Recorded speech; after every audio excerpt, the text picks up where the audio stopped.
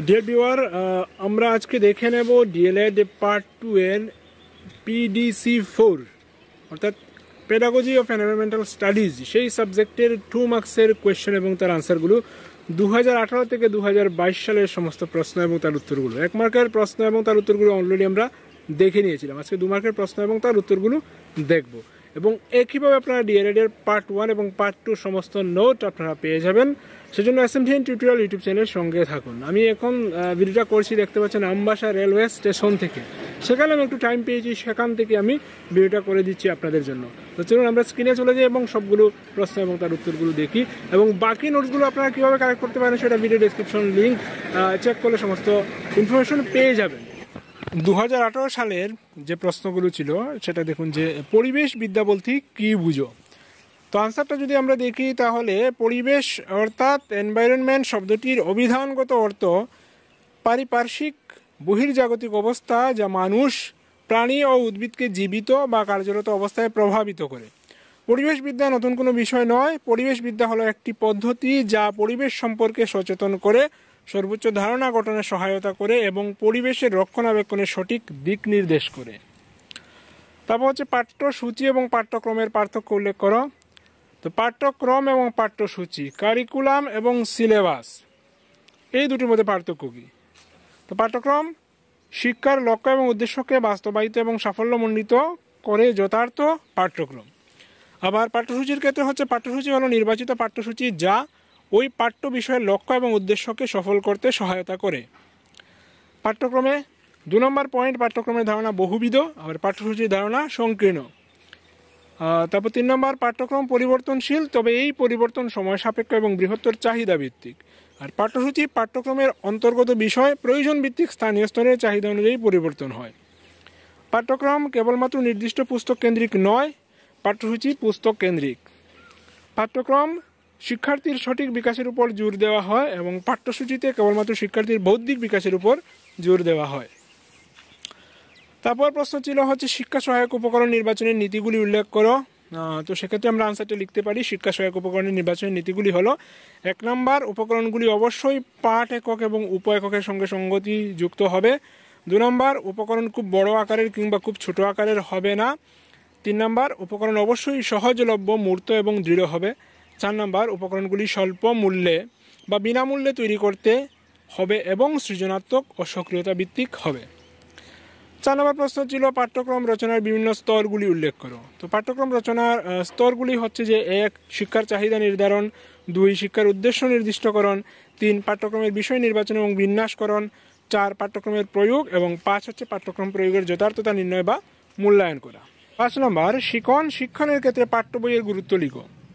তো সেটা আপনারা লিখবেন যে শিক্ষণ সম্পদ এবং শিক্ষামূলক অন্যান্য উপকরণগুলির মধ্যে পাঠ্য বই হলো অন্যতম। সেকেন্ড লাইনটা না লিখলেও চলবে। তারপর লিখবেন যে শিক্ষার্থীর বুদ্ধি, শিক্ষার স্তর এবং এর সঙ্গে সামঞ্জস্যপূর্ণভাবে মনোবৈজ্ঞানিক নীতি অনুসরণ করে রচিত পাঠ্য বই যা শিক্ষণ প্রক্রিয়াকে যথাযথ পরিচালনার জন্য শিক্ষণ বিজ্ঞান কী ধরনের হবে তা স্থির করতে সহায়তা করে। সুতরাং বলা যায় শিক্ষণের ক্ষেত্রে পাঠ্য বইয়ের গুরুত্ব অপরিসীম।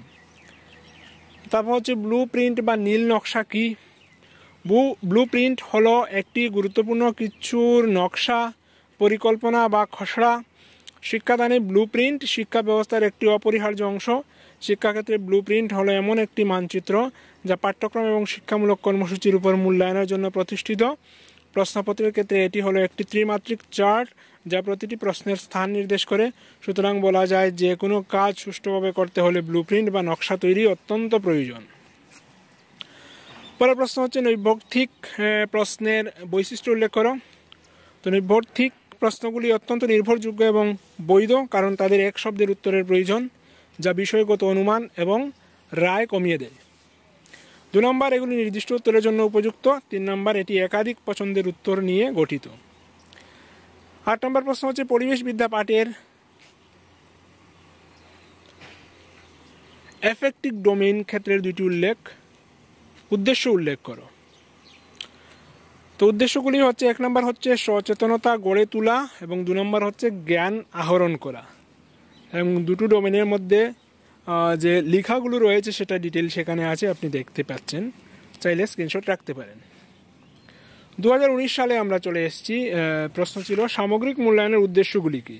তো সামগ্রিক মূল্যায়নের উদ্দেশ্যগুলি হলো শিক্ষার্থী তার জন্য নির্ধারিত পাঠ্যক্রম কতটা আয়ত্ত করতে পেরেছে তা জানার জন্য সামগ্রিক মূল্যায়ন করা হয়। তারপর হচ্ছে 2 নম্বর পাঠ্যক্রমের নির্ধারণ সময়সীমা যথেষ্ট কিনা তা যাচাই করা হয়। 3 নম্বর পাঠ্যক্রম শিক্ষার্থীদের চাহিদা ভিত্তিক হয়েছে কিনা তা যাচাই করা হয়। 4 নম্বর শিক্ষার চূড়ান্ত লক্ষ্য এবং তাৎক্ষণিক লক্ষ্যের সঠিক সামঞ্জস্য বিধানে সক্ষম কিনা তাও যাচাই করা হয় সামগ্রিক মূল্যায়নের দ্বারা। এই 4-5টা পয়েন্ট রয়েছে। 2 নম্বর প্রশ্ন হচ্ছে শিক্ষামূলক ভ্রমণ কিভাবে শিশুদের মধ্যে পরিবেশ সচেতনতা সৃষ্টিতে সহায়তা করে।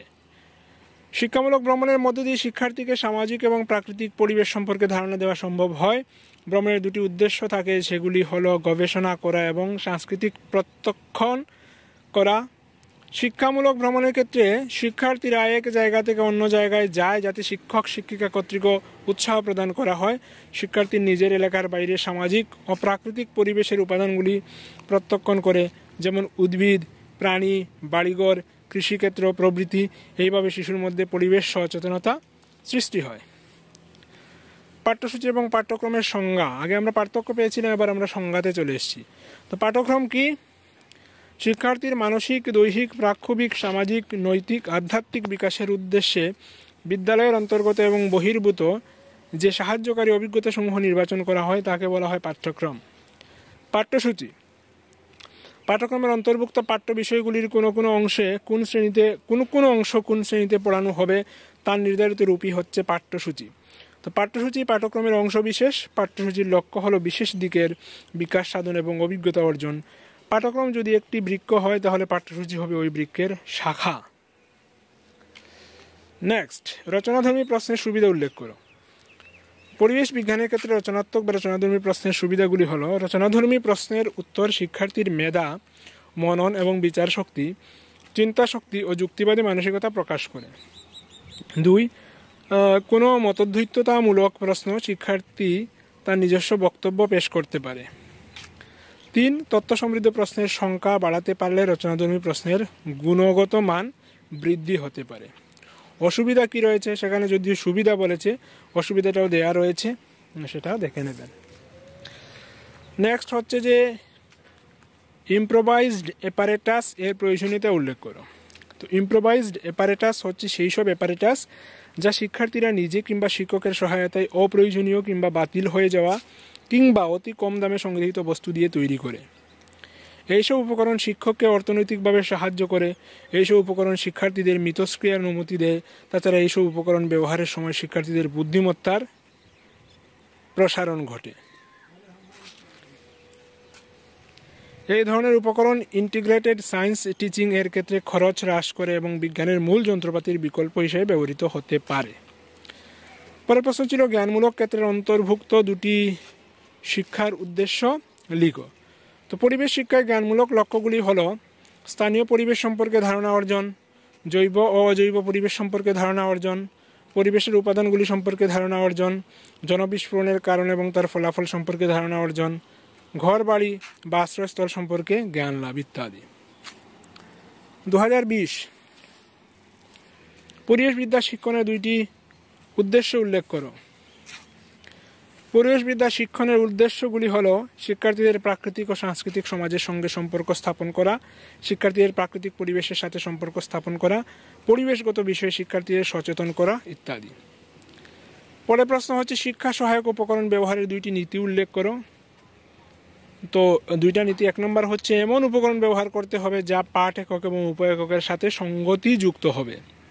2 নম্বর হচ্ছে এমন উপকরণ ব্যবহার করতে হবে যাতে শিক্ষার্থীদের আগ্রহ এবং সক্রিয়তা বৃদ্ধি পায় এবং শিক্ষার্থীরা সেই সব উপকরণ দেখে, স্পর্শ করে এবং হাতে কলমে ব্যবহারের মাধ্যমে তাদের জ্ঞানের বিকাশ ঘটাবে। তারপর হচ্ছে সক্রিয় গবেষণা এর 2টি সীমাবদ্ধতা, অ্যাকশন রিসার্চের 2টি সীমাবদ্ধতা।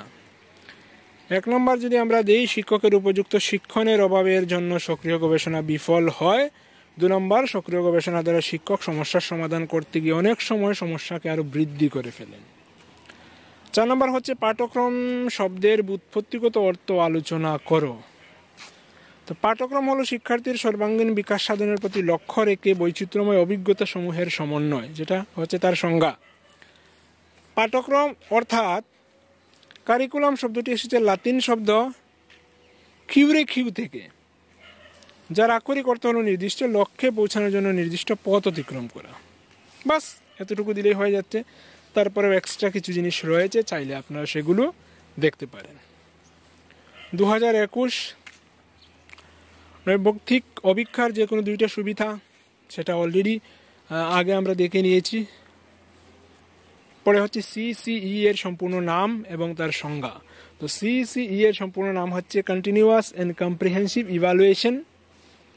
সিসিই কথার পুরো অর্থ হচ্ছে ধারাবাহিক এবং নিরবচ্ছিন্ন সামর্থ্যভিত্তিক মূল্যায়ন, যে মূল্যায়ন পদ্ধতিতে সারা বছর ধরে ধারাবাহিক এবং নিরবচ্ছিন্নভাবে একজন শিক্ষার্থীর বৌদ্ধিক, প্রাক্ষবিক, এফেক্টিভ, সামাজিক, মনোবৈজ্ঞানিক বিকাশ পরিমাপ করা হয়, তাকে সিসিই বলা হয়। পরের যে প্রশ্ন 2022-এ আমরা চলে এসেছি হচ্ছে একটি সম্পূর্ণ ফুলের বিভিন্ন অংশ এবং তার কাজ উল্লেখ করো। দেখুন খুবই সহজ প্রশ্ন, তাই না? তো একটি সম্পূর্ণ ফুলের 4টি অংশ বা স্তবক থাকে, যথা বৃতি, দলমণ্ডল, পুংস্তবক এবং স্ত্রী স্তবক। তো তাদের কাজ, বৃতির কাজ কি? বৃতি কুড়ি অবস্থায় ফুলের অন্য স্তবকগুলিকে প্রতিকূল অবস্থা থেকে রক্ষা করে। বৃতি সালোক সংশ্লেষ প্রক্রিয়ায় খাদ্য তৈরিতে সাহায্য করে। দলমণ্ডল বা ফুলের পাপড়ি যেগুলো, তার কাজ কি? দলাংশ বা পাপড়িগুলি রঙিন এবং সুমিষ্ট গন্ধযুক্ত হওয়ায় কীটপতঙ্গকে আকৃষ্ট করে পরাগ মিলনে সহায়তা করে। দলমণ্ডল কুড়ি অবস্থায় জনন স্তবকগুলিকে রক্ষা করে। তারপর হচ্ছে পুংস্তবক, পুংকেশরের পরাগধানীতে উৎপন্ন পরাগরেণু জননে সাহায্য করে। ত্রিস্তবকের গর্ভমুণ্ডে নিষেক বা পরাগযুগ সম্পন্ন হয়। নিষেকের পর গর্ভাশয় ফলে এবং ডিম্বাণু বীজে পরিণত হয়, যা গাছের বংশ বিস্তারে সাহায্য করে। নেক্সট প্রশ্ন হচ্ছে পরিবেশবিদ্যা পাঠের প্রকৃতি এবং পরিধি আলোচনা করো। তো পরিবেশবিদ্যা পাঠের প্রকৃতি এবং পরিধি আলোচনা করো, সেটা কিন্তু 2 মার্কসের জন্য নয়, বড় প্রশ্ন। এবং বড় প্রশ্নগুলো আজকে আমাদের আলোচ্য বিষয় নয়। বড় যে প্রশ্নগুলো রয়েছে 5 মার্কস এবং 10 মার্কসের, সেগুলো ভিডিওতে আমরা আলোচনা করবো না, সেগুলো চাইলে আপনারা PDF কালেক্ট করে নিতে পারেন। সবগুলো প্রশ্ন 5 and 10 মার্কসের এবং 1 মার্কসের, 2 মার্কসের সবগুলো প্রশ্নের উত্তর রয়েছে, সবগুলো সাবজেক্টের রয়েছে আমাদের অনলাইন স্টোরে, সেগুলো পাবেন ভিডিও ডেসক্রিপশনে, সেগুলো লিঙ্ক দেওয়া আছে। তো 1 মার্কের MCQ টাইপ প্রশ্ন এবং তার উত্তরগুলো নিয়ে আমরা বিগত দিন আলোচনা করেছিলাম। আজকে আমরা 2 মার্কসের প্রশ্নের মতো আনসারগুলো নিয়ে আলোচনা করলাম। নেক্সট ডেতে সকালবেলা DLED এর অন্য সাবজেক্ট এর প্রশ্ন এবং উত্তর নিয়ে আলোচনা করব, নোটস নিয়ে আমরা আলোচনা করব। ফ্রিতে নোটস আপনারা বাড়ি বসে ভিডিওর মাধ্যমে পেয়ে যেতে পারেন। আর যদি আপনি ফুল নোট পেতে চান তাহলে সেটা ডেসক্রিপশন বক্সে দেওয়া লিঙ্ক থেকে কালেক্ট করে নিতে পারবেন। আর সন্ধ্যার পর আমরা লাইভ ভিডিও করি এডুকেশনাল আপডেটেড নিউজ নিয়ে, সেটা সবার জন্য উপকারী। তো সেগুলো অবশ্যই দেখুন। সবাইকে ধন্যবাদ আমাদের সঙ্গে জুড়ে থাকার জন্য। পরবর্তীতে অন্য টপিক নিয়ে আবার আপনাদের সামনে হাজির হবো। ততক্ষণ ভালো থাকবেন। Keep watching and keep supporting SMTN tutorial. Thank you.